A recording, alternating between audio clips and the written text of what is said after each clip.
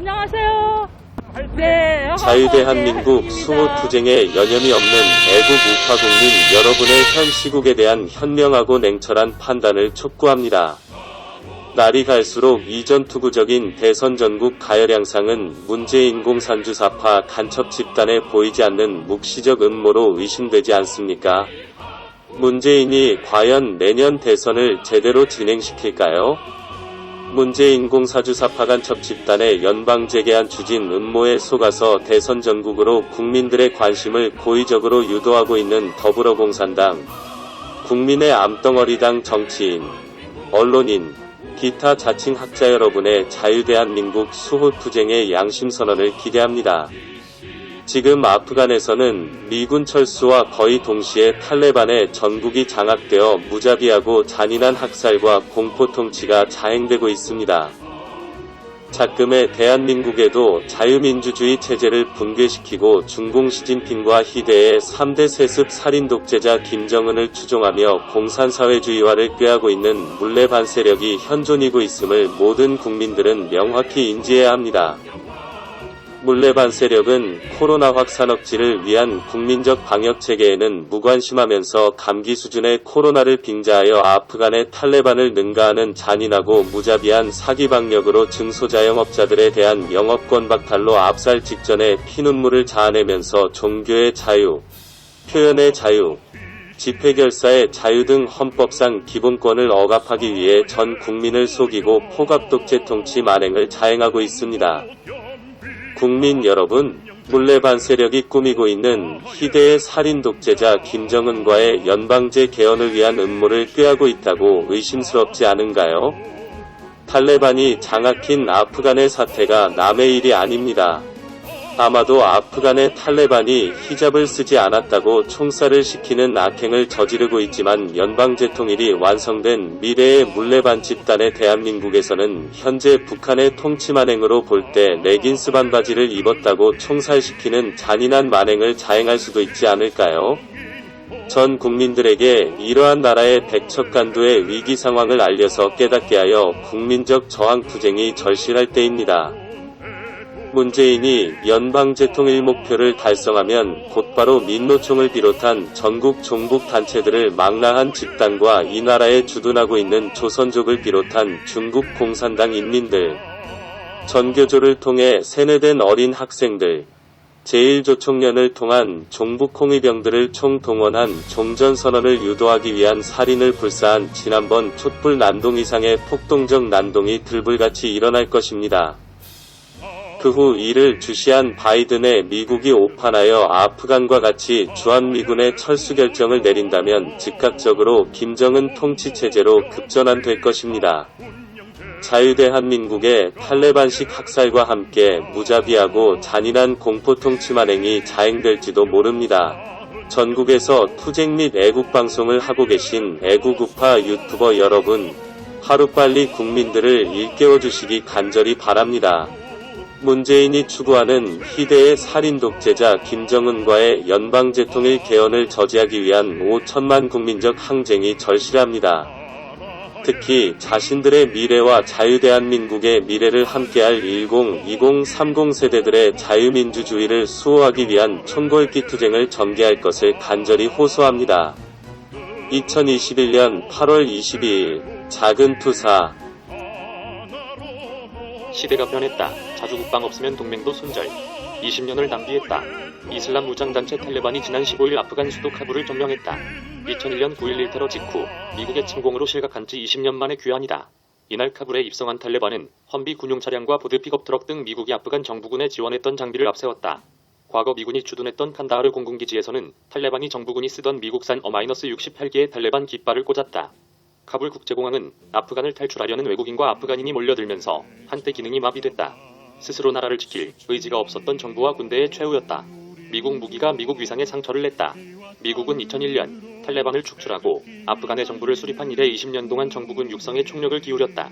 정부군과 경찰을 모집해 훈련하고 미군이 쓰던 장비를 대량으로 제공했다. 미국의 침공으로 아프간에 있던 중화기가 상당수 파괴됐기 때문이었다.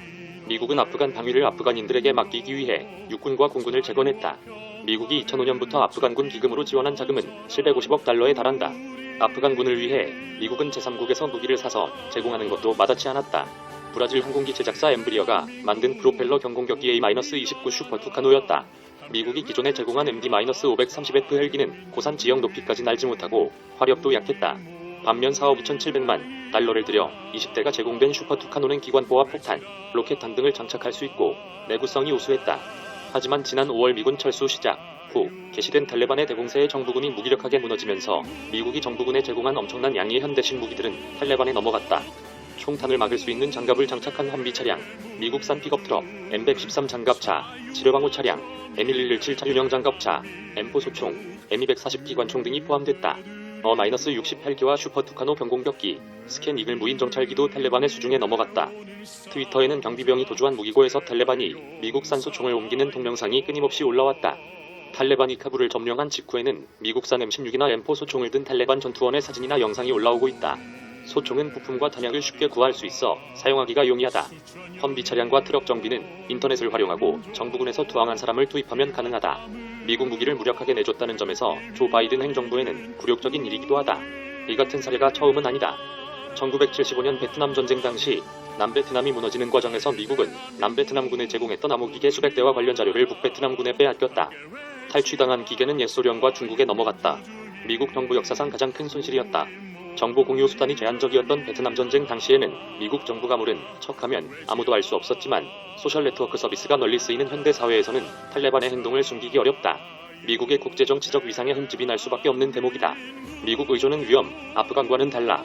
미국의 아프간 철군 결정에 대해 세계 각국으로부터 비난이 쏟아지고 있지만 조 바이든 대통령은 아프간군이 자신의 나라를 지키지 못하거나 지키지 않는다면 미군이 1년 또는 5년 더 주둔해도 별 차이가 없을 것이라며 철군의 정당성을 강조했다. 이를 두고 미국에 대한 지나친 의존을 경계해야 한다는 목소리가 나온다. 미국은 압도적인 군사력을 동원해 독재적인 권위주의를 제거하고 민주주의를 확산하는 세계의 경찰 역할을 맡아왔다.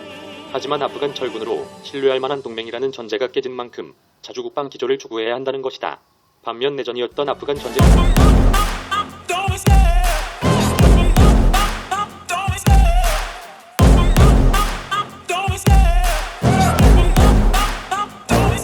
I love the chase and the hunt, and I set the pace when I'm running. I always take what I want and I always give it 100. Don't need a bank, no I'm funded. Play the game like it's nothing. I'm always thankful for something. Don't take for granted, stay humble. Now wake up! It's time to look at the enemy. Look in the mirror if he is no friend to me. It's not working out, maybe it's the chemistry. It's time to break up so I can make a better me. Better believe in your mind, cause it's everything. You can mold, shape, find almost anything. All it takes is some time and some clarity to find your identity. It's mind over everything.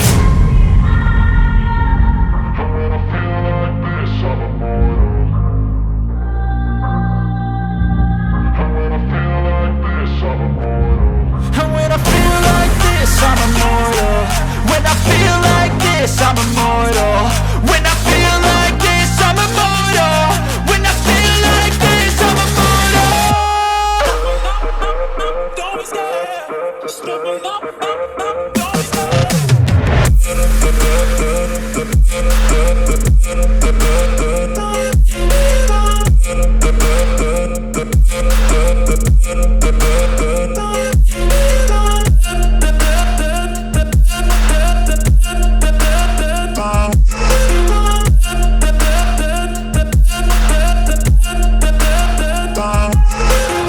I'm so gone, no I'm never turning back. I won't stop, I'ma fight until there's nothing left. It's so on, you're gonna be hurting bad. Cause I've been to hell and back. You don't wanna make me mad, I stay strong. You will never see me crack. And if you get in my way, you're gonna feel the wrath. Gotta say it to my face while he's looking back. Mirror breaks after math, when I hate I attack. And when I feel like this, I'm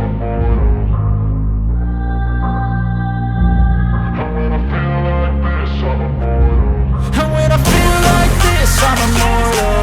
When I feel like this, I'm immortal. When I feel like this, I'm immortal. When I feel like this.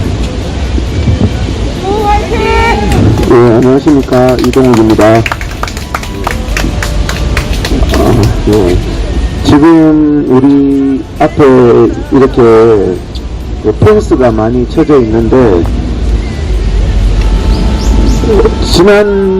지난달에 제주공항이 230만 명이었다고 합니다. 지난달 한 달 동안만, 한 달 동안 제주공항을 이용한 사람이 230만 명이었다고.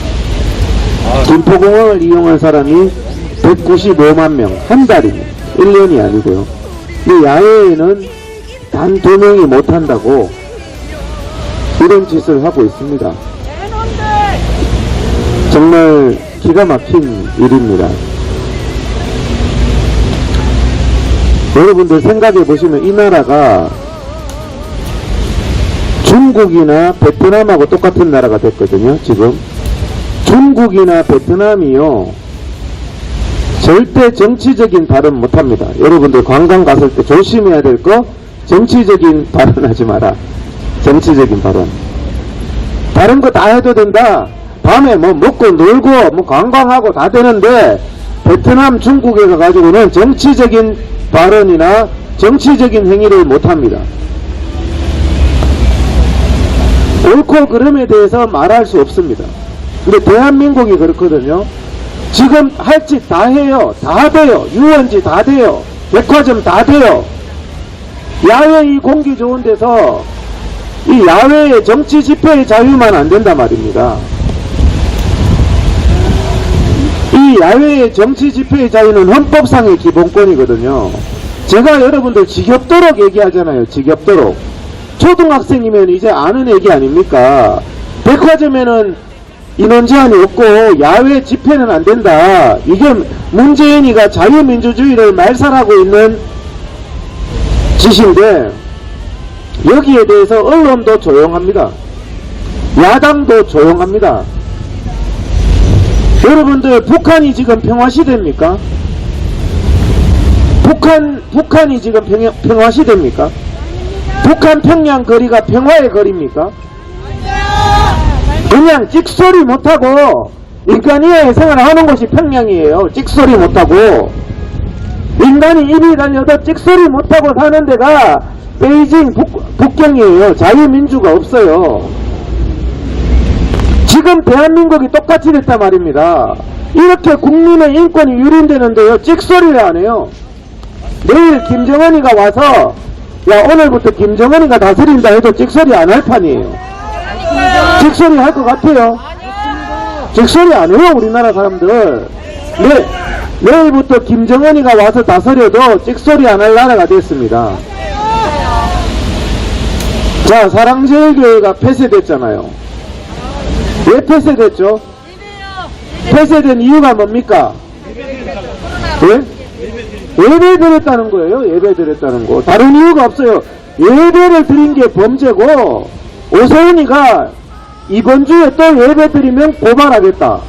이게 대한민국에 서울시장이라는 인간이 하고 있는 짓이에요. 지금 예배 드리면 고발하겠다.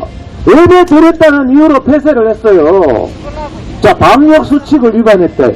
방역수칙을 위반했기 때문에 그랬대요. 여러분들도 한번 얘기해. 방역수칙이 그러면은 4단계 때 백화점은 바글바글하고 이 미친놈의 방역수칙이 230만 명 비행기 타는 거는 괜찮고, 하루에 2,000명씩 확진자가 어디서 나옵니까, 여러분? 비행기 타고 밥 먹고 술 먹고 하는 데서 확진자 나오잖아요. 그런데 예배만 탄압해요. 그런데 저는요, 충격이, 교회 폐쇄법이 생겼는 것을 사실 제가 제일 먼저 얘기했습니다. 교회 폐쇄법 생겼다 하니까 많은 좌파들, 심지어는 민주당조차도 그런 법 없다. 교회 폐쇄법이 어딨어. 그런 법 없다 그랬어요. 그래가 저도 전화 몇 통 받았어요. 회장님 교회 폐쇄법 생겼다고 이동욱 TV에서 말하던데 그런 법 없다던데요. 왜 없어? 없습니까 여러분? 있잖아요. 민주당이 만든 교회 폐쇄법으로 교회를 폐쇄했어요. 거기서 교회에서 예배 드리면 징역형이에요. 자, 그런데요 여러분, 대한민국 국민들이 찍소리 합니까 지금? 아니요. 대한민국 한국 교회가 찍소리 합니까? 아니요. 미쳤어. 우리가 살고 있는 나라가 이런 나라입니다. 찍소리가 안 하다가 아프가니스탄이 어떻게 됐습니까? 아프가니스탄 사람들 밥 먹고 놀고 자기들끼리 권력 투쟁하고 좋은 자리 있는지 좋은 사위 보려고 좋은 며느리 보려고 아프가니스탄 사람들이요 정치에 관심이 없었어요. 그러다가 어떻게 됐습니까? 망했어요. 망했잖아요. 자유를 박탈당했잖아요. 지금은 9시 이후 통행 금지야. 말하면 총으로 쏴버려요 이제는. 그쯤 되니까 어떡합니까? 비행기 바지가랑이 잡고 국외 탈출하고 있습니다. 우리 대한민국 국민들 그렇게 아프가니스탄 다음이 대한민국입니다 여러분. 농담이 아니에요. 저는 아프가니스탄이 작은 나라인 줄 알았어요. 우리나라보다 면적이 더 넓어요. 우리나라 인구 5천만 명인데 아프가니스탄 인구가 4천만 명이에요. 4천만 명. 4천명도 아니고 4천만 명이 하루아침에 그냥 거지 됐어요. 보셨잖아요. 그런데 이 빨갱이 정당이 잡고 있으니까 뭐라 그럽니까? 대한민국은 북한보다 군사력이 강하다. 걱정하지 마라. 좌파들이 길거리에서 만나면 이 소리 한다니까요. 여러분들 탈레반하고 아프가니스탄 정부군하고 어디가 군사력이 강합니까? 아프가니스탄 정부군이 군사력이 비교가 안 돼요. 35만 명이에요. 정부군이 아프가니스탄 정부군이 35만 명인데 전부 미국이요 수십조 들여가지고 최첨단 무기를 다 줬어요. 탈레반은요 도망다니면서 소총 하나 들고 다니는 놈들이 탈레반이에요. 그런데 그 35만 명 정부군이 3달 만에 다 도망갔다니까요. 여러분들 탈레반이 강합니까? 북한이 강합니까? 북한이 비교할 수 없을 정도로 강해요. 북한은 전쟁 연습만 하는 국가예요. 김일성 때부터 정신 차려야 됩니다 여러분. 베트남이 어떻게 하다 망했습니까? 베트남이 이럴 때 우리나라하고 똑같았어요. 망하기 전에 미군 철수하라, 평화협정하자, 종전선언하자. 지금 대한민국이 사는 말하고 똑같잖아요. 어제도 여기 빨갱이 새끼가 종전선언합시다, 평화협정합시다, 전쟁 연습 중단합시다 이러고 돌아다녀요. 그런 말했던 놈들이 지금 정권을 잡았어요. 여러분들 베트남이 언제 망했습니까? 종전협정하고 평화협정하고 나서 망했어요. 아시죠? 그때 뭐라 그랬어요? 평화협정, 종전협정에다가 저 북베트남, 공산베트남은 밥도 못 끓여 먹는다. 밥도 못 끓여 먹는다. 쟤들 거지다. 전쟁할 능력이 없다. 무기도 우리하고 비교도 안 된다. 경제력도 비교도 안 된다. 왜 불안감 조성해? 우린 자유 베트남이 얼마나 강한데 이 소리 했어요. 어떻게 됐습니까? 망해가지고 그 보트 피플 태평양에 보트 하나 타고 다니면서 인간 이하의 삶을 산 게 베트남입니다 여러분. 요즘에 베트남 관광 가니까 좋은 거 같죠? 저는 베트남 관광 갔을 때 끔찍함을 느꼈어요. 베트남을 지금도 누가 지배하고 있습니까? 베트남 공산당이 지배하고 있어요. 자유 베트남 국민들은요 지도층이 될 수가 없어요. 밥만 먹고 생명만 부지해가지고 살아도 좋다면은 여러분들 그래 살면 됩니다. 김정은가 와도요 일반 국민은 다 안 죽일 거예요. 까부는 놈만 죽이지. 그냥 죽은 척하고 있으면 안 죽여요. 밥 먹어요. 그냥 다 해요. 베트남이 그래요 지금. 베트남 신분증 뒤에는 다 신분이 적혀있어. 신분이. 공산당 외에는요 인간 대접 못 받는 게 베트남이에요. 정치적인 발언을 못 하잖아요. 베트남에서 종교의 자유가 있습니까? 중국이 종교의 자유가 있습니까? 그런데 저는 놀라운 게 대한민국의 국민들이 교회가 폐쇄되고 교회에서 예배드리면 징역형 한다고 멀쩡하게 교회 대문에 갖다 붙이는데도 눈만 끔뻑끔뻑하고 있다니까요 지금.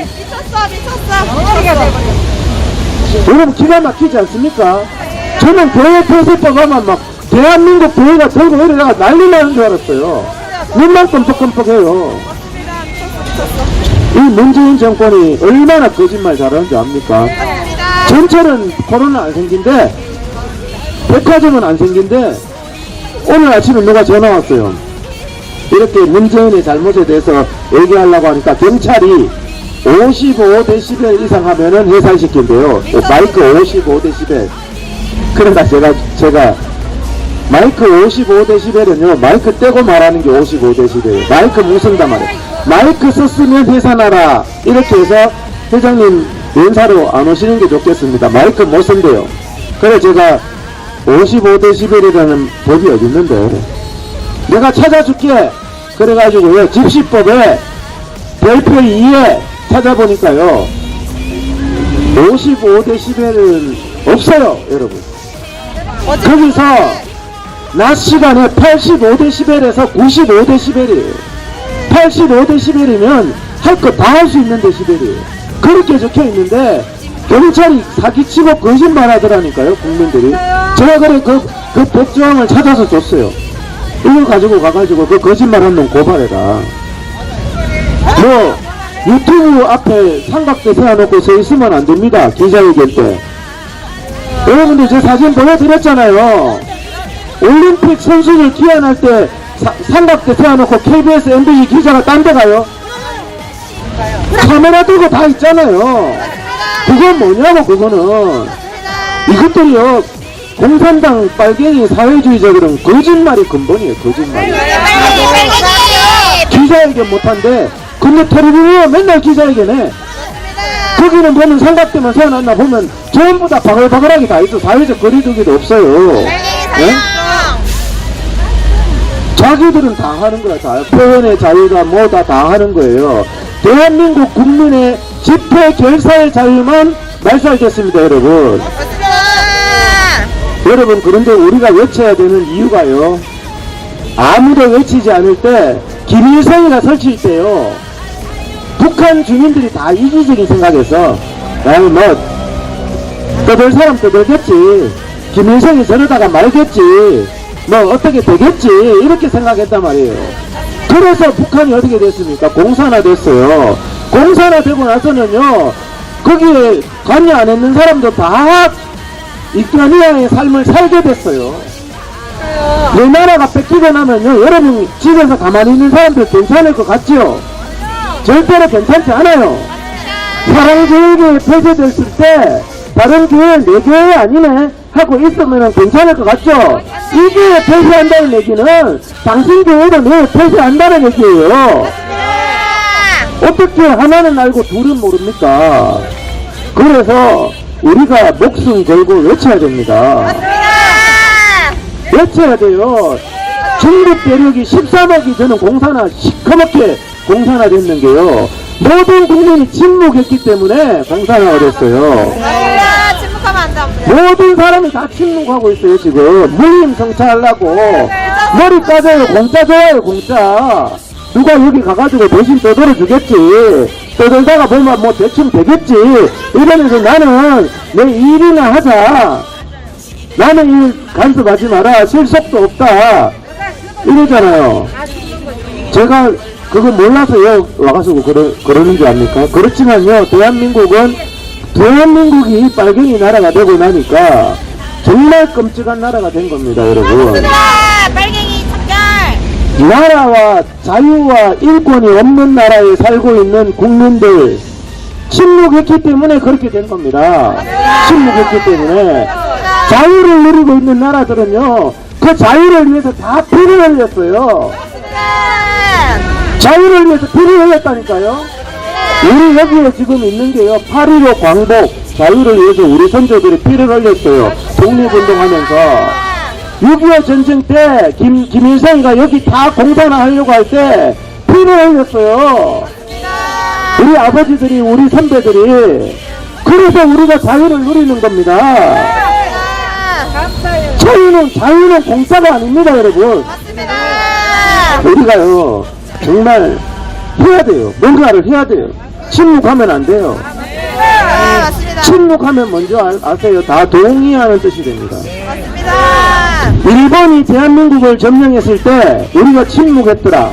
침묵했으면요, 일본이 패망해도 대한민국 국민은 다 일본으로 살기를 원한다, 이렇게 해석이 되는 겁니다. 독립군이 막 가서 데모하고 했기 때문에 저 나라 이제 돌려줘라, 이렇게 되는 거 아니에요. 여러분, 사람이 언제 망하는 줄 압니까? 포기하는 순간에 망하는 겁니다. 포기하는 순간에. 포기하지 않으면요, 끝난 게 아니에요. 상대방이 포기 안 했으면요, 내가 끝났다고 끝난 게 아니에요. 저 사람이 포기한 한순간에 모든 게 다 끝난 겁니다. 그래서 우리는 절대로 포기하면 안 됩니다. 저 좌파 빨갱이들이 얼마나 끈질겼어요. 이 나라를 다 집어삼키기까지 얼마나 끈질겼어요. 걔들이 386, 586 그러면서 빨갱이 주사파 교육 받아가지고 손가락질 받아가면서 했던 인간들이 지금 청와대 다 들어갔다니까요, 지금. 아시잖아요. 대학교 때 보면 주사파 빨갱이 대학생들이 저거 미친놈, 저거 밥벌이도 못하는 놈 하는 그 인간들이 대한민국을 다 점령했다니까요. 그때 힘이 있었습니까? 저러다가 말겠지 했죠. 저러다가 마는 게 아니에요.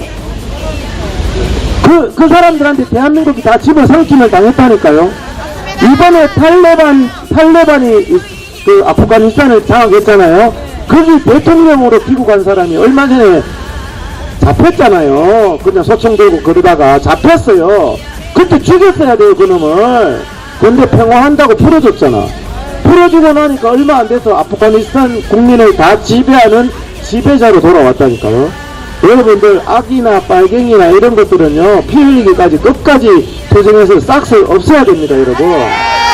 결공. 우리가 왜 정권 뺏긴 줄 알아요? 이명박 박근혜 정부 때 빨갱이 싹쓸 못 잘라서 그런 거예요. 철저하게 말살시켜야 돼요. 맞습니다. 그래서 저는 정권 교체하면 뭐하냐? 지금도 빨갱이가 겁나가 찍소리 못하는 인간이 대통령 되면 뭐하냐는 거예요. 오세훈이도 서울시장 되가 찍소리 못하잖아요. 오세훈 당신 임기가 앞으로 6개월 7개월밖에 안 남았어.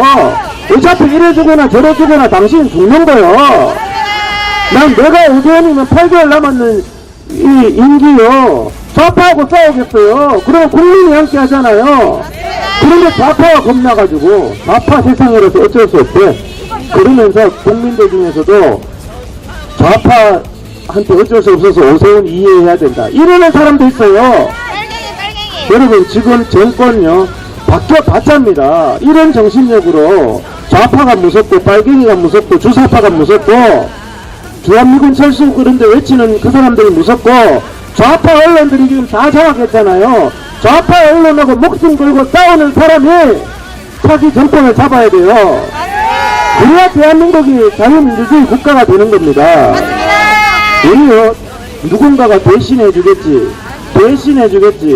여러분들 공짜로 대신해 주는 게 어디 있습니까? 세상을 살다 보면요, 아주 드물게 공짜가 있지만요, 대부분 세상에 공짜가 없습니다. 공짜 바라는 사람이 사기당해요, 사기. 사기당하는 특성을 보면요, 공짜를 좋아해요, 공짜를. 1억 천금을 준다. 저는 사기 잘 안 당하거든요. 왜? 나는 공짜 싫어요. 나한테 막 돈 준대. 그럼 니 하지 왜 날 줘? 이렇게 하잖아요. 예, 그래서 우리가 이 자유 대한민국을 위해서 우리가 포기하지 말아야 되고요. 내 나라 포기할 수 없잖아요. 내 가족 포기할 수 없잖아요. 나의 조국 포기할 수 없잖아요. 그리고 내가 있는 곳에서 무엇인가를 해야 됩니다. 힘이 없는 할머니는 기도를 해야 될 것이고, 내가 있는 곳에서 붙들고 뭔가를 해야 돼요. 우리 가족 친척들에게 대한민국 살리자고 얘기해야 될 거고, 우리가 할 수 있는 거, 못하는 거 하지 말고요, 할 수 있는 거 하면서 우리끼리 또 똘똘 뭉쳐야 돼요. 약자의 무기는 단합입니다. 여기서 뭘 또 안 뭉치고 이렇게 하면 안 되거든요. 그래서 우리가 대한민국 반드시 바로잡을 수 있습니다. 이들의 실체는 거짓이거든요. 이 코로나 거짓에 대해서도 우리가 알려야 됩니다. 이런 TV 보시면 제가 입이 아프도록 알리잖아요. 아직도 이해를 못하는 사람들이 있어요. 그런데 저들은요, 본체가 거짓이라서요, 제가 얘기한 거에 대해서 못 들은 척 하거든요. 백화점은 왜 그러냐? 전철은 왜 그러냐? 못 들은 척이에요. 귓구멍이 다쳐서 그럴까요? 거짓말을 하는 거고 양심의 화인이 맞은 사람입니다. 우리 이 자유 대한민국요, 저도 포기할 수 없고 여러분들도 포기할 수 없습니다. 힘을 내서요, 힘들다고 포기하지 마세요. 벌써 방구석에 이렇게 지쳐가지고 난 모르겠네, 이제 해도 되지도 않네, 이러는 분들 많아요. 안타까워요. 그런 사람은 설 수가 없다 그랬어요. 그런 사람은 설 수가 없어요. 일제 독립운동 36년 했습니다. 여러분 직장에서도 몇 달 하고 안 하는 사람 못 써요. 끈기를 가진 사람, 변함없는 사람, 일관성 있는 사람, 의리 있는 사람, 이런 사람이 나라를 구할 수 있고 자기 인생도 잘 되고 자기 가족도 잘 되는 법입니다. 우리가 빨갱이보다 더 찔겨야 되고 우리가 문재인이보다 더 찔겨야 우리가 이길 수 있는 겁니다. 우리가 더 찔겨서 끝까지, 예? 저는 8월 15일 또 경찰 갈 때까지 먼저 가라 가길래 네가 먼저 가면 내가 간다. 예? 그렇게 하는 거예요. 예? 그리고 지식도 좀 이렇게 아시고 경찰 만났을 때 제가 그것만 가르쳐 드리고 경찰 만났을 때 상대하는 법 내 몸에 절대 손 못 대고 나한테 이래라 저래라 절대 못합니다. 자유민주 국가라서. 그래서 그 사람이 이래라 저래라 그러면 나한테 지시하지 마라. 왜? 헌법에 신체의 자유가 있는 거예요. 헌법 12조 대한민국 헌법 12조 신체의 자유가 있어요. 네가 뭐한테 나한테 이래라 저래라 그래. 어디 가냐? 묻는 거. 대한민국 헌법 17조에 사생활의 자유가 있습니다. 왜 물어? 사생활을. 남의 사생활을 네가 뭔데 왜 물어? 할 수가 없다니까요. 흥분해서 털지만 않으면 돼요. 우리가 경찰을 털지만 않으면 되는데 흥분해서 터는 바람에 이게 자꾸 일이 엇갈려요. 털지만 않으면 됩니다. 때리면 징역 1년 이상입니다. 1년 이상. 제가 굉장히 커요. 그러니까 그러니까 경찰이 민간인을 손대면 징역 1년 이상이에요. 그래서 내 몸에 손 못 대요. 손대면 바로 고발합니다. 독직 폭행이라고 제가 가르쳐 드렸잖아요. 우리도 좀 전략화되고 이렇게 좀 이렇게 많은 아는 게 힘입니다. 경찰이 하는 말이 다 사실이 아니에요. 헌법을 무시하고 대한민국을 파괴하고 있는 게 문재인을 도와가는 경찰들이 하고 있는 겁니다. 제가 쭉 얘기하면 찍소리 못 하거든요. 경찰은 저한테 오면 찍소리 못 해요. 왜? 아니까. 그래서 우리가 대한민국 이제 얼마 안 남았습니다. 반드시 승리해야 되고요. 우리가 묵칠 때 야당도 우리 눈치 보거든요. 근데 이 야당 새끼들이 우리 눈치를 안 보잖아요. 우리가 힘 없으니까. 우리가 힘이 있으면은 야당도 우리 눈치 보고 문재인도 우리 눈치 보게 돼 있다니까요. 우리가 허벌레 마음만 좋아하면 아무 쓸데기 없어요. 독해야 돼요. 그래서 제가 어제 그랬어요. 오죽하면은 오세훈이가 교회 폐쇄했는데 나 이런 식으로 나오면 나 민주당 지지해버릴 거야. 내가 무슨 뭐 거수기입니까? 내가 뭐 걔들이 나 개무시하는데 내가 왜 그래 살아야 되냐고. 기브앤테이크예요 세상은. 우리 너무 바보처럼 살지 맙시다. 우리가 남이냐. 아이고 마음이 약해. 착해. 보수들은 착해. 이제는 착해서만 나라를 구할 수가 없어요. 독해져야 됩니다. 네? 그래서 우리를 두려워하도록 만들어야 됩니다. 야당한테도요 당분간은 표 한 표도 주면 안 됩니다. 인간들한테는 눈치를 주면 안 돼요. 윤석열이 온다고 허벌레 하고 최재형이 온다고 허벌레. 마음도 없습니까? 그 인간이 집회의 말살에 대해서 우리가 여기서 피눈물 흘리는 것에 대해서 말 한마디 했어요? 안 했어. 아무도 안 했어. 내 친척이라도 말 한마디 하는 인간이 오면 네가 나한테 뭐 해준 게 뭐 있는데 그러잖아요. 부모라도 그런 거예요. 자식한테 하나도 안 해주고 와가지고 네 부모다. 부모라도 해준 게 뭐 있냐고. 그러지 않습니까 여러분? 야당이 우리한테 해준 게 뭐 있어요? 없어요. 그러면 여러분들도 걔들이 하나님도요 사과하고 반성하고 행동에 변화가 있을 때 용서해 주는 거지 사과도 안 하는 인간을 용서하는 법은 없습니다 여러분. 착각 배경이 없거든요. 악에 대해서는 싸우는 게 거룩이에요. 악하고는 싸워야 돼요. 싸우는 게 무조건 나쁜 게 아니에요. 용서는요 사과를 구하는 사람에게 용서를 하는 겁니다. 사과도 안 하는 놈한테 용서했다 병신이에요 그거는. 우리가 이 거짓된 정치인들이 우리한테 사과하기 전까지는요 절대 용서하면 안 됩니다. 사과부터 하라 그래야 돼요. 사과부터. 우리도 좀 프라이드를 우리가 돈이 없어도 힘이 없어도 가오는 있어야죠. 사람이 좀 프라이드를 갖고 살아야지. 저도 돈은 없어도 가오는 있어요. 가오는. 문재인이가 와도 네가 뭔데 그래요 내가. 뭘 문재인 오면 대가리 팍팍 숙이고 윤석열이 오면 대가리 팍팍 숙이고. 우리가 가오는 있어야 될 거 아닙니까 여러분? 대한민국의 국민인데 자신감을 가지고 석단일 진행하시라고 이번 8.15 건의원 일단은 결과 보고를 드리겠습니다. 저희들은 이번 8월 15일 날 우리 대한민국 국민 많은 분들이 바로 이 자리에 모두 모이셔서 이름식을 통해서 우리의 주장을 널리 알리기를 바랐습니다. 물론 많은 분들이 나오셨습니다.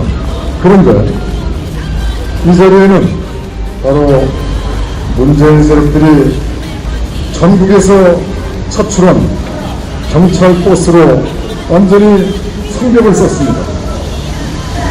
그리고 이 인도에는 철제 펜스로 돼지머리식 또는 차단, 정말 있을 수 없는 이런 상황이 발생했습니다. 이것은 바로 대한민국이 자유민주주의 국가가 아니라 이제 북한 김정은 살인독재 체제로 가는 그러한 길을 이제 시작을 알리는 그런 상황을 목도할 때라도 지나친 표현이 아닙니다. 그리고 우리는 양치기 소년을 이번에 또 만났습니다. 양치기 소년. 여러분들 잘 아시죠?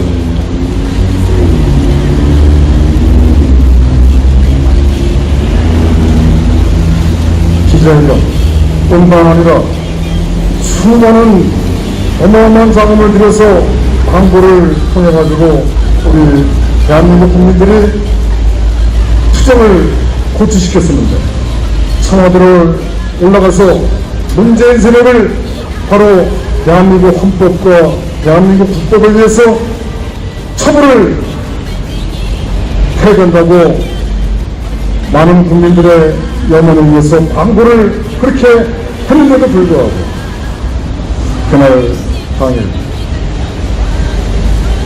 그 모 정당은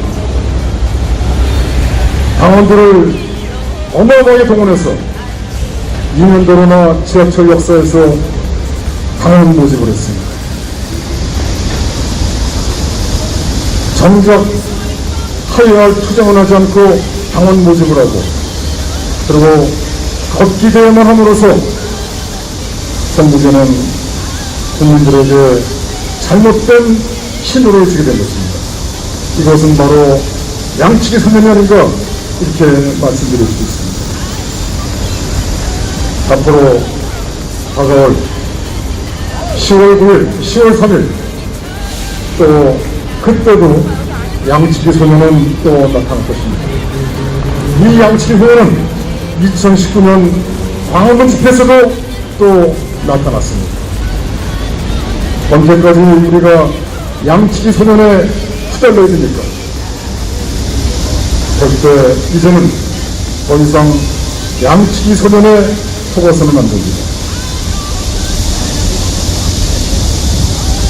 저는 이렇게 말씀드리겠습니다. 지금은 이 나라가 종전 상황이 아니라 전쟁 상황이다. 이 나라는 평화 상황이 아니라 지금은 치열한 이념 전쟁이고 체제 전쟁이다. 총칼 만들 줄 알았지, 총소리와 대포 소리만 들릴 줄 알았지. 우리의 현실은 현재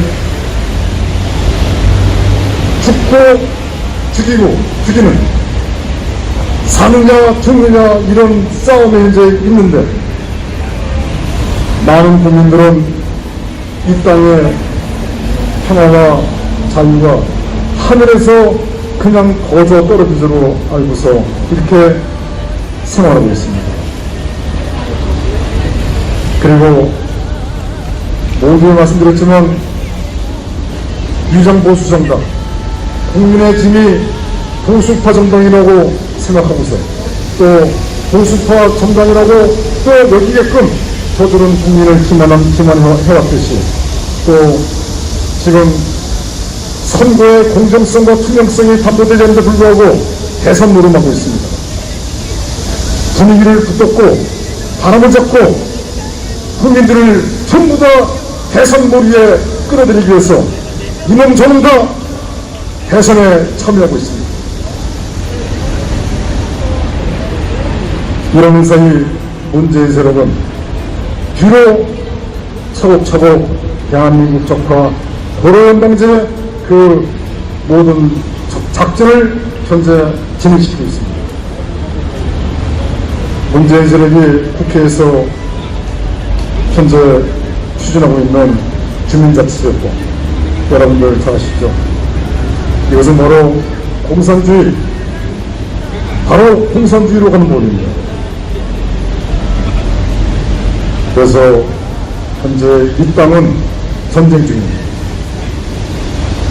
그런데 전쟁 중인데 전교조, 교육, 또 노동, 또 민노총, 그리고 행정부, 사법부, 국회, 그다음에 언론, 대한민국 요수요수에 전부 다 북한의 간첩들이 침투했다고 봐도 지나친 표현이 아닙니다.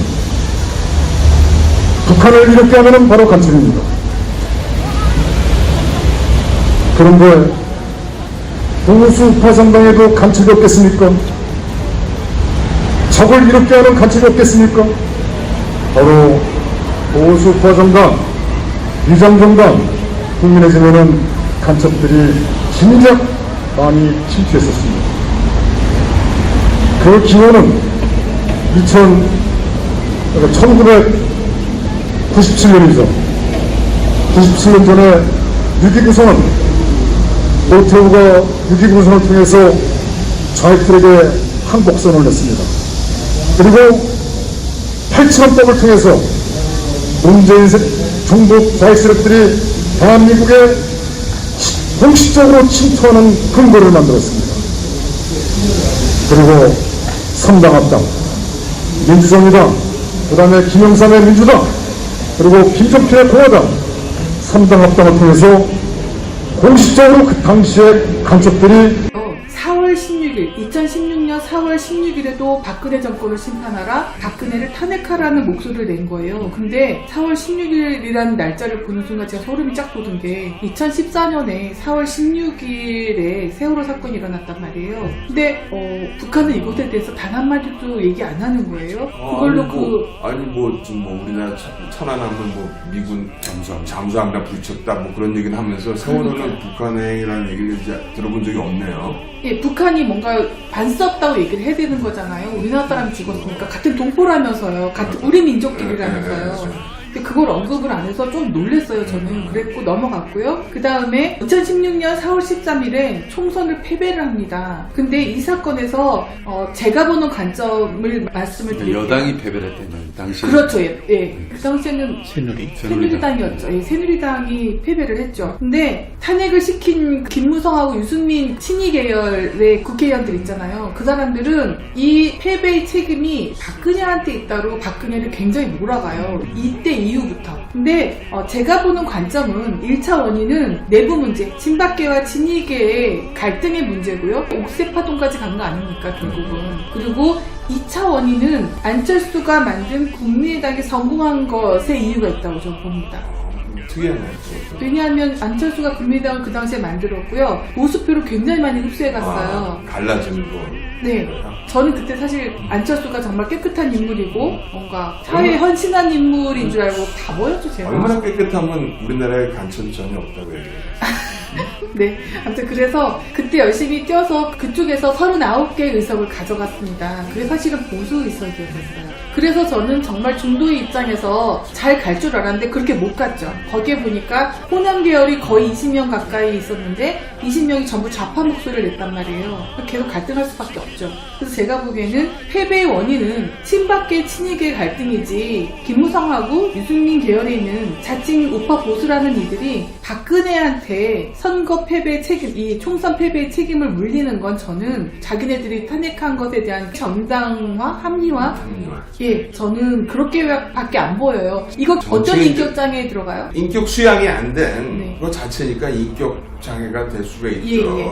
그냥 자기네만 슬쩍 빠지고 자기네만 보고하고 보도한 척하고 예. 더러운데 손을 안 당기려고 하고 책임을 안 지는 행위가 돼요. 그러니까요. 예. 그게 뭐 좌파하고 뭐가 다릅니까? 그 사람들이. 더 다른 건 뭔지 알아요? 좌파보다 더 파괴력이 컸다는 거. 그러니까요. 그래서 그때부터 사실은 계속 박근혜 대통령 탓을 하죠. 나쁘다는 얘기가 그렇지. 이쪽에서부터 나오기 시작하는 거예요. 그래서 그 갈등이 저는 패배의 원인이었고 탄핵까지 가게 된 거 아닌가. 이게- 저는 그렇게 생각해요. 그러니까 제가 그때 겉으로 보이는 거는. 그러니까 네. 제가 그때 경계성 있게 말씀드린 것처럼 네네. 이 사람 바보 같다 자꾸 세네. 주변 사람들한테 자꾸 얘기하기 시작하면 진짜 바보 같아 보이는 것처럼 네네. 반대 세력이 아니고 같은 세력이 네. 그렇게 얘기를 하는데 그러니까요. 국민들은 누굴 믿겠어요? 그러니까요. 그러니까 그 죄가 얼마나 커요? 그러니까요. 그래서 제가 이제 계속 해볼게요. 좀 어이가 없지만. 그래서 2016년 6월 24일에 북한 난수 방송이 16년 만에 처음으로 등장합니다. 그러니까 예, 난수 방송. 암호막 이게 불러가지고. 이거 누구한테 했을까요? 난수. 예, 이게 누구한테 했을까요? 남한에 있는 남한. 세력들이잖아요. 기가 막혀가지고. 그러니까 박근혜 탄핵 되기 전에 어마어마한 사건들이 이런 식으로 벌어졌던 거예요. 근데 이걸 최명성 변호사가 그 탄핵 인사이드 아웃에 정말 자세하게 잘 실어놨더라고요. 제가 그것을 이제 요약해서 이제 알려드리는 건데, 그 다음에 2016년 7월에 한미 양국이 북한의 핵과 미사일 위협에 대응하기 위해서 사드 배치를 결정을 해요. 그리고 2016년 7월부터 드디어 미르 재단과 관련된 글들이 언론에 살살 보도되기 시작합니다.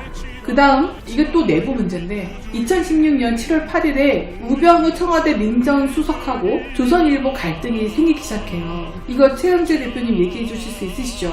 이 말씀드리겠습니다. 사건에 대해서. 네. 예, 예. 그 당시에 이제 제가 청와대 출입기자였을 때. 그러셨구나. 네. 예. 그래서 우리 그 출입기자들이 보기에는 그 신문에서는 보통 일면 톱을 아버지라고 그러고 삼면 톱을 어머니라고 합니다.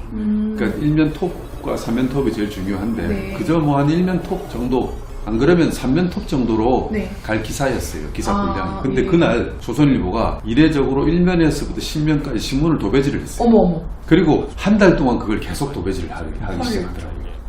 그러니까 이게 있을 수 없는 일이거든요. 말도 그러니까 안 되네. 이건 뭐냐면 조선일보 오너의 이해관계가 엮여 있고, 그러니까 이걸 신문을 철저히 개인적인 사적인 도구화하는 거예요. 그런 행위예요. 정말. 누가 보더라도 이해할 수 없는 일들을 조선일보가 벌이기 시작했습니다. 아. 그리고 그 우병우 사건 때문에 박근혜 정권과 네. 또 조선일보 붙기 시작한 거예요. 그러니까요. 우연의 일치일지 모르겠지만 글쎄요. 뭐 그런 일이 있었어요. 그 당시에. 원래 같은 우연이 3번 겹치면 법칙이잖아요.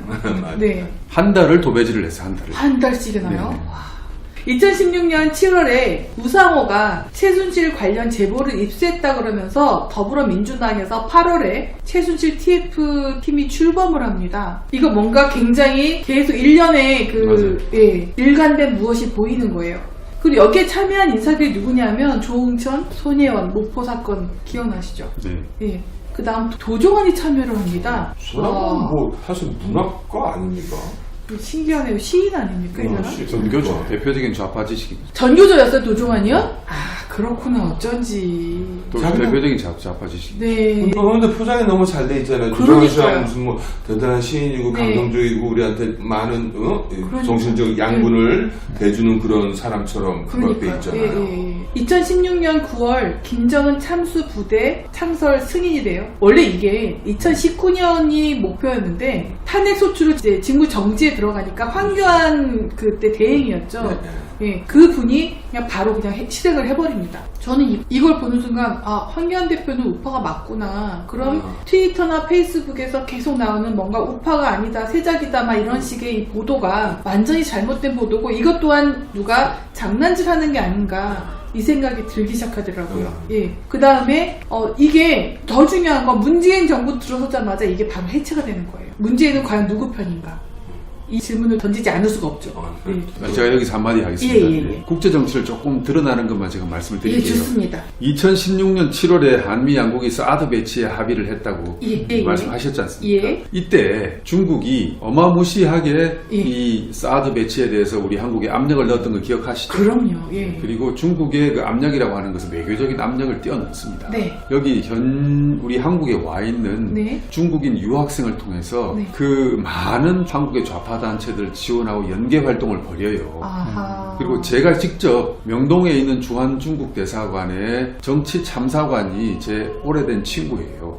당시에 네. 통일부 대변인과 제가 명동에서 만나서 식사를 한 적이 있어요. 네. 사드 논쟁이 한창일 때 뭐라고 얘기를 하냐면은 예. 우리 중국 정부는 대한민국 정부가 지금 사드를 배치하려고 하는데 네. 그 사드 배치에 반대하는 수많은 대한민국 국민들이 있다는 것을 알고 있다 라는 이야기를 하는 거예요. 세상에. 있다는 것을 알고 있다는 얘기는 뭐냐면 예. 외교적인 언사지만은 그들과 우리가 연계되어 있다는 그 얘기예요. 그렇죠. 팽간 읽기. 예. 우연이 아니고 네. 이미 조직돼 있다. 세 번 겹치면 우연이 아니고 법칙. 예. 네. 아무리 생각해도 네. 박근혜 대통령의 탄핵은 네. 단순히 뭐 친이계와 친박계의 뭐 분열이라든지 네. 이런 우리 지상의 정치만으로 이루어진 것이 아니라 맞습니다. 이것은 북한의 집요한 죽느냐 죽이느냐의 그 싸움에 있어서 네. 박근혜를 탄핵시키지 않으면 안 되는 그런 결사적인 북한의 지하 공작 네. 그리고 주대계는 중국의 네. 우리 한국에 대한 그 국내 정치 개입 간섭에 네. 이것이 복합적으로 이루어진 그런 게임이었다라고 네. 그렇게 보고 있습니다. 네네네. 그래서 지금 말씀 잘하셨는데 사드가 배치된다고 하니까 중국에 있는 롯데를 세무조사를 들어가서요. 롯데 계열사까지 다 그냥 샅샅이 훑어버립니다. 중국이. 왜냐하면 롯데가 그 사드 배치하는 그 부지를 제공했다고. 그 골프장 옛날. 예, 맞아요. 골프장. 예. 성주에. 예. 그래서 직접적으로 보복이 이제 들어가기 시작해요. 예. 그러니까 지금 말씀하신 대로 중국이 개입돼 있고. 그러니까 중국하고 북한의 합작품이라고 봐도 무관하지 않겠습니까? 그렇죠. 예. 그렇다고 봐야 될 것 같아요. 그리고 네. 지금 그 차이나 게이트의 일부는 지금 나오고 있지 않습니까? 네네. 나는 개인이요. 예. 예. 뭐 예를 들어서 중국은 아주 조직적으로 국가 차원에서 댓글 부대를 운영하는데 그러니까요. 대한민국의 포털 사이트라든지 언론에 나오는 댓글들이 상당 부분 중국발 댓글이라는 겁니다. 그건 지금 밝혀지고 있거든요. 저는 사드 배치를 했을 때 왜 중국하고 러시아가 반발했을까? 사드는 북한 핵을 견제하기 위해서 세워진 거잖아요. 거리가 거기까지 미치지도 않고요. 네. 사드는 방어용이에요. 그러니까요. 근데 레이더가 네. 단지 중국 국경까지 조금 넘어간다는 구실로 그러니까요. 그게 마치 중국을 남한하고 네. 미국이 합쳐서 침략하는 것 마냥 막 네, 침수 그렇죠. 봉대를 했고 네. 또 그 사람들이 또 믿었고 저는 더 신기한 건 중국은 그렇다고 쳐요. 가까우니까 우리하고. 근데 러시아는 왜요? 그래서 뭐지? 그리고 보통 공산권이잖아요. 어쨌든. 예. 보통 범죄를 볼 때 네. 이건 뭐 심한 추리지만 일단 기본적으로 어떤 그 사건이 하나 났을 때 네. 우리가 추리를 할 때 네. 범인을 쫓을 때 이 네. 사건으로 이득을 보는 사람이 누구일까를 맞습니다. 보지 않습니까? 예. 그 예를 들어서 뭐 기업 범죄도 마찬가지고 또 뭐 살인 사건 이런 것도 마찬가지고 그 어떤 사건으로 인해서 가장 큰 이득을 본 사람이 누구일까? 그러면 그 범인은 그와 관련된 유착 관계에 있을 가능성이 클 것이라고 추리를 해 나가지 않습니까? 맞습니다. 그래서 그 박근혜 전 대통령의 탄핵은 네. 뭐 우리 국내적으로는 이러저러한 뭐 이익을 보고 손해를 보는 사람들이 있겠지만은 네. 국제적으로 가장 큰 이익을 본 사람은 이제 북한이었고 그러니까요. 그게 드러난 게 지금 제가 이건 보이는 정치, 드러난 정치만 얘기하는 거잖아요. 그러니까 벌써 이거 다 우리가 알 수 있는 그리고 거잖아요. 여기 중국은 네. 베이징은 결사적으로 박근혜를 막아야 되는 그런 상황이었던 것. 결과적으로 보면요. 잠수부대는 해체가 됐고 네. 그리고 문재인 정부가 들어서자마자 네. 산불 정책이 나오지 않습니까? 네. 뭐 사드에 더 이상 추가적인 배치가 없고 네. 뭐 이런 미사일과 관련해 네. 중국의 중요한 그 협정을 맺지 않습니까? 그러니까. 어쨌든 개연성은 그렇습니다. 네네네. 그까지만 예. 말씀드리겠습니다. 2016년 9월 9일에 이게 너무 신기했는데요. 오바마가 대북 선제 타격 검토하라고 지시를 내렸어요. 9월 9일입니다. 이게 왜 그랬냐면 북한이 5차 핵실험을 해요. 그러니까 오바마가 이런 명령을 내렸어요. 저 이거 보고 예. 그리고 이거를 그대로 트럼프한테 인계했습니다. 이런 일이 있었다고. 그래서 트럼프가 그대로 인계받았어요. 2016년 9월 20일에 최순실 게이트가 촉발이 시작되는데 그게 누가 시작을 하냐면 한겨레 신문이 9월 20일날 K스포츠 이사장은 최순실 단골 마사지 센터장 기사가 너무 선정적인 거예요. 이거를 보도합니다. 한겨레 신문에서 촉발을 시작한 거죠. 그리고 난 다음에 2016년 9월 25일 백남기 씨가 사망을 해요. 이 사람이 15년도에 11월에 민중 총궐기 하다가 물대포에 맞아서 쓰러지죠. 근데 사실 이것도 진위 여부 굉장히 얘기 많이 나왔어요. 물대포 때문에 쓰러진 게 아니고 그 영상도 많이 나왔는데 지금은 좀 나오지 않습니까? 다행히 문제가 아니라고. 네네. 근데 계속 좌파 쪽에서는 물대포 때문이라고 하잖아요. 그래서 노란 무기들이 좀 나는데. 예, 예. 기업을 타격에 의한 것이라고 지금 당시에 트위터 뒤에 나오고 있습니다. 그리고 실제 나온 요즘 돌아다니는 영상을 보면 실제로 무릎으로 예, 거기 목을 쳤더라고요. 근데 비교로 그 얘기가 맞아요. 우리 사람들 너무 많아요.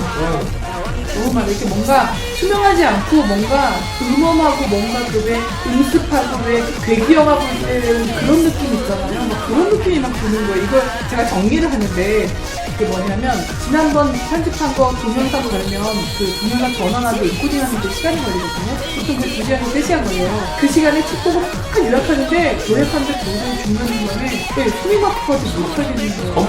네네네. 제가 주원 볼 때 제일 무서웠는데 주원 같은 느낌이 갔어요. 너무 무서웠어요. 근데 또 남자가 안 믿어서. 그래서 어떻게 그렇고요. 그 다음에 2016년 9월 28일 날 김영란법이 시행이 되는데 이게 또 무서운 겁니다. 늘 불만을 갖는 게 여기 언론사하고 거의 공존이 기자들을 누린 거라고 생각해요. 이게 사실은 안철수 박근으로 촉발이 됐거든요. 제가 이게 안철수를 믿었던 게 이런 것 때문이거든요. 근데 이거를 시행하도록 또 그 박근혜 정부에서 또 도와준 거잖아요, 사실은. 네. 제가 그걸 놓쳤죠. 기억납니다. 그날은 저녁에 최고의 만찬을 준비했던 기억이 납니다. 그런데 2016년 10월 1일 날 아까 우리 최영재 대표가 얘기했던 드디어 국군의 날 박근혜 대통령이 그 연설을 합니다. 그 국민들 남겨놓고 북한 주민들 자유 대한민국으로 업무하라 이걸 얘기해요. 근데 저희가 하나 여쭤볼게요. 북한 주민들이 우리나라로 건너오는데 이게 김정은한테 타격이 되나요? 왜냐하면 거기서 어차피 사람은 조선 노동당원들이고 거기서는 그냥 불같은 천밀에 해당되는 사람들일 텐데 그게 어떤 타격을 주는 국가의 붕괴를 촉진하는 것입니다. 언제든지 이제 누구든지 받아들이겠다고 하는 이야기는 국가의 붕괴를 촉진하겠다라는 그 메시지가 애둘러서 간접적으로 나오는 그런 겁니다. 거군요. 저는 그래서 이거를 보는 순간 사실은 불가촉 천밀 또 무슨 얘기죠? 그 적대계층인데 사실 노예처럼 불려먹고 있는 거잖아요. 그래서 걔네들이 건너오면 신나나 이런 생각들. 그들이 어떻게 보면 그들은 묶여있고 갇혀있고 고문당하고 있는 상태인데 넘어올 수 있는 사람들은 넘어올 수 있는 동요계층이군요. 동요계층은 빨리 남한으로 건너가야지 자기네들 정리되지 않을까? 남북한 대치 70년 사에서 가장 강력한 메시지였어요. 그래서 2016년 11월부터 갑자기 아까는 약간 애둘러서 나왔는데 이제는 북한이 최순실 게이트를 언급하기 시작합니다. 그래서 대남 선전하는 그 대부분의 60% 정도나 되는 게 최순실 게이트를 언급하기 시작해요. 북한에서. 난리가 났었죠. 그 사이에 2016년 12월 9일 국회 본회의에 박근혜 대통령 탄핵 소추안이 가결이 됐는데 이때까지 그러니까 언제냐면 7월부터 우상호가 아까 2016년 7월에 우상호가 최순실 TF 시원했다고 8월에 발표를 하고 입순 7월에 했다고 하면서 이때부터 사람들이 튀어나오기 시작했죠. 너무 엄청났었죠. 이 끝까지 가고 그 마지막에 2016년 12월 9일날 그래서 탄핵 소추안이 가결이 되고 이게 제적 299명이에요. 찬성 234명입니다. 반대 56명, 기권 2명으로 이게 무효의 7명이 거쳐집니다. 그래서 처리가 됩니다. 그 다음 직무 정지에 들어간 거죠. 그러고 나서 2017년 3월 10일 헌법재판소에 만장일치로 8명인데 만장일치. 네, 아무튼 이렇게 해서 결국은 탄핵 결정이 나고 대통령이 파면이 됐어요. 만장일치라는 거는 민주주의 국가에서는 있을 수가 없는 거예요. 뭐냐면 나중에 역사의 심판을 피하거나 무슨 핑계나 어떤 고려를 하기 위해서라도 두세 명쯤은 기권을 하거나 반대를 해도 돼요. 그게 정치적인 그거지 이 재판에서나 만장일치가 나오는 거지. 선생님 되게 좋은 지적해 주셨는데 제가 이 부분에서 아까 맨 처음에 김정은이 발표를 하잖아요. 헌법재판소를 언급을 했는데 재판소에서 만장일치로 8명 만장일치로 탄핵을 시켜요. 뭔가 맥이 이어지지 않나요? 그렇죠. 어떻게 아까 말씀하신 대로 만등일치할 필요가 없어요. 그러니까 한 명이라도 반대표 줄 수 있잖아요. 그 저도 탄핵이 되는 거거든요. 그러니까 이게 뭐냐고요. 절반만 넣으면 되거든요. 그러니까 8명이 투표를 들어갔으니까 최소한 5명만 해도 탄핵 가져지는 거잖아요. 그렇죠? 근데 만장일치라는데 제가 깜짝 놀란 거예요.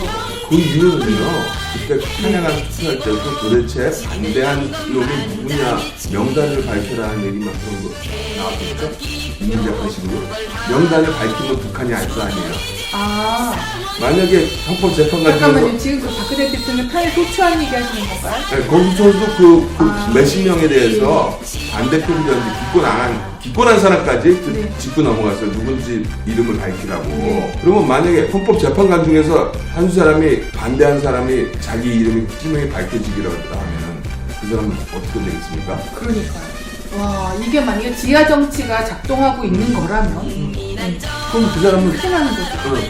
그 사람은 이제 완전히 예. 매장되는 거죠. 그러니까 이때 그 일이 벌어지죠. 김무성이 박지원한테 박지원이 수립이 필요하다고 했는데 40%나 몰려가지고 기가 막힌 일입니다. 근데 저렇게 다시 보수 우파 정당에서 이거 반성 하나도 안 하고 정말 이게 어떻게 이런 일이 되게 웃긴 게 뭔지 아십니까?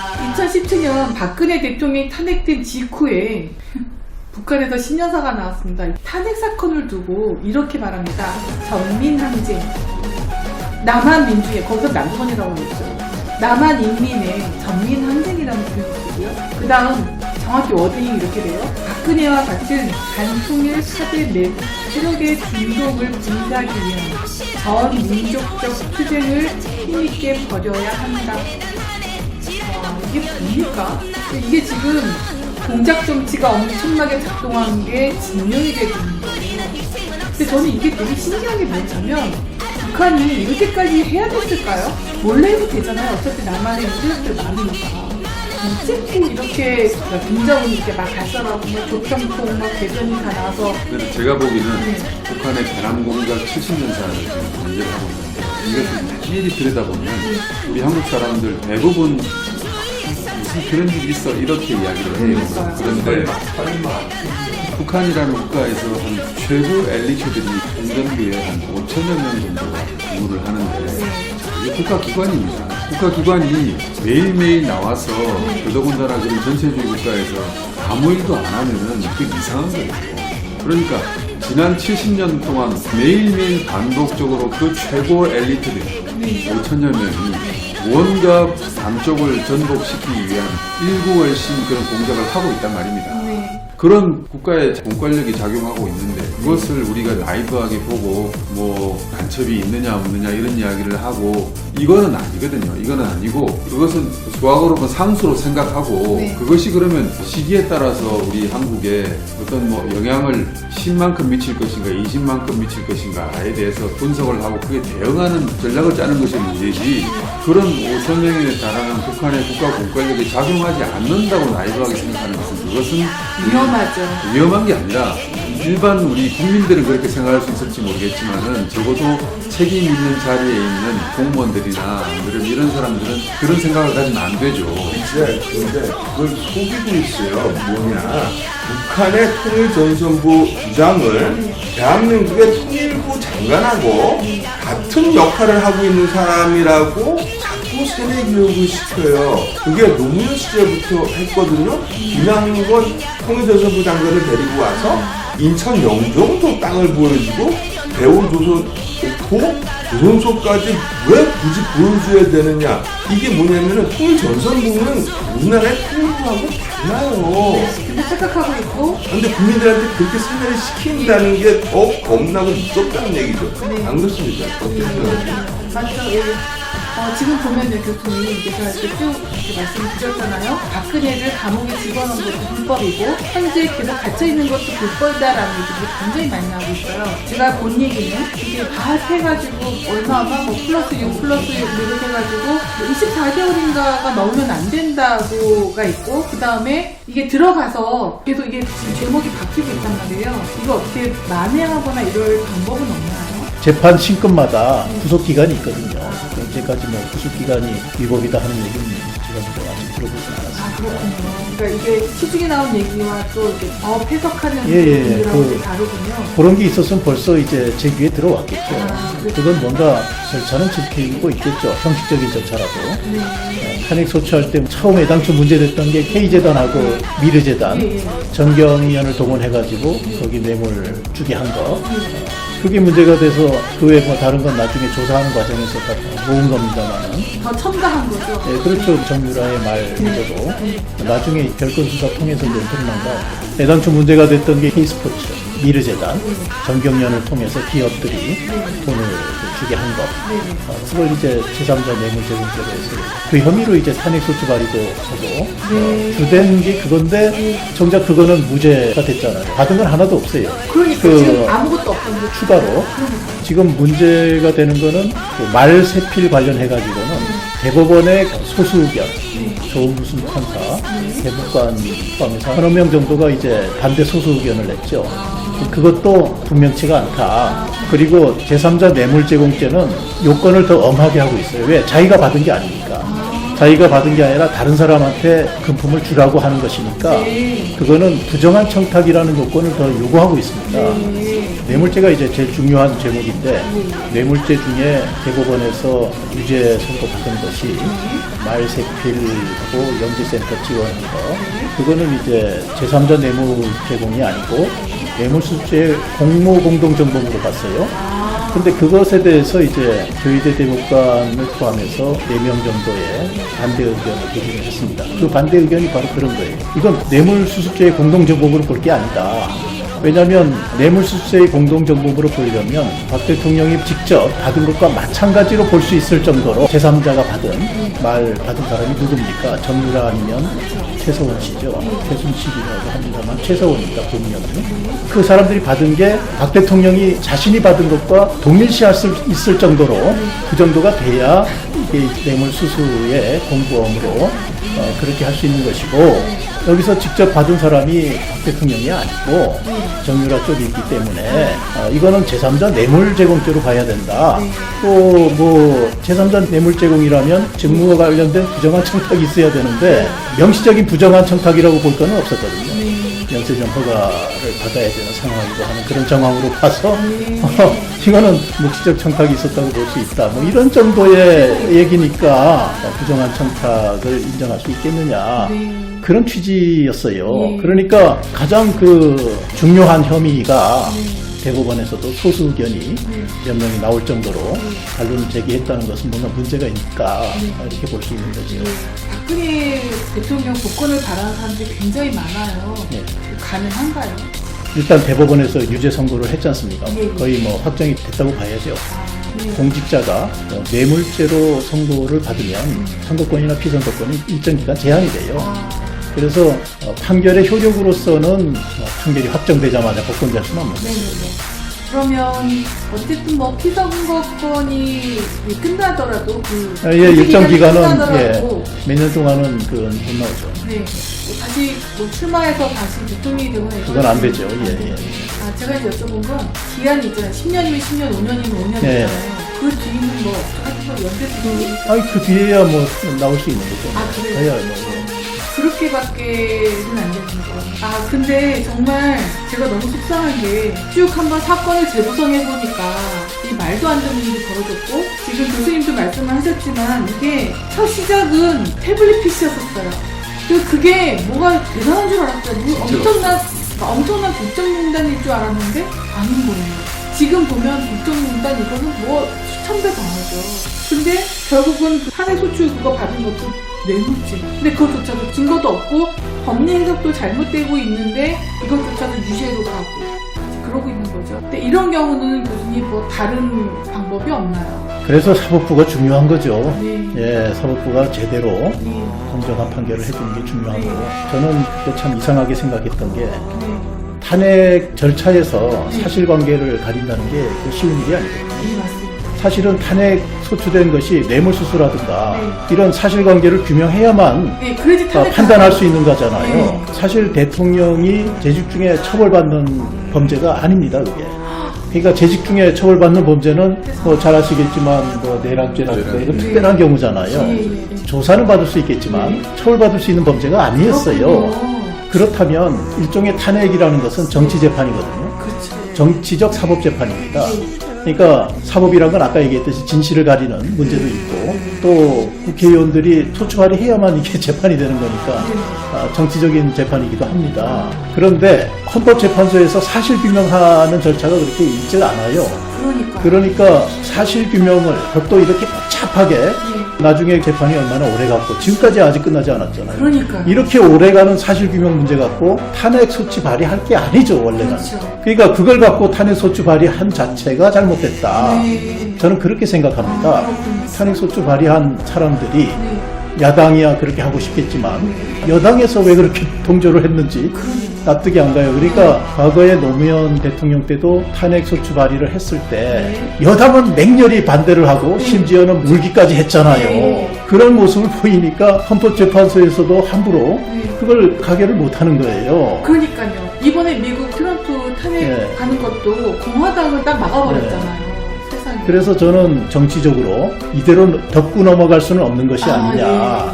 아니 뭐 좋은 게 좋다도 좋지만 이거 좋은 게 아니죠, 좋대요. 저는 이제 사법작용 쪽에서 오래 일해서 그런지 아니 가릴 건 가려야죠. 그렇죠. 진실은 가려야죠. 진실은 가려야 한다. 그게 왜 잘못된 것이었는지. 근데 이제 탄핵 헌법재판소에서 만장일치로 한 것도 조금 저도 이해는 안 됩니다만은 저는 이제 소추 발의한 것 자체부터가 이런 문제가 좀 있는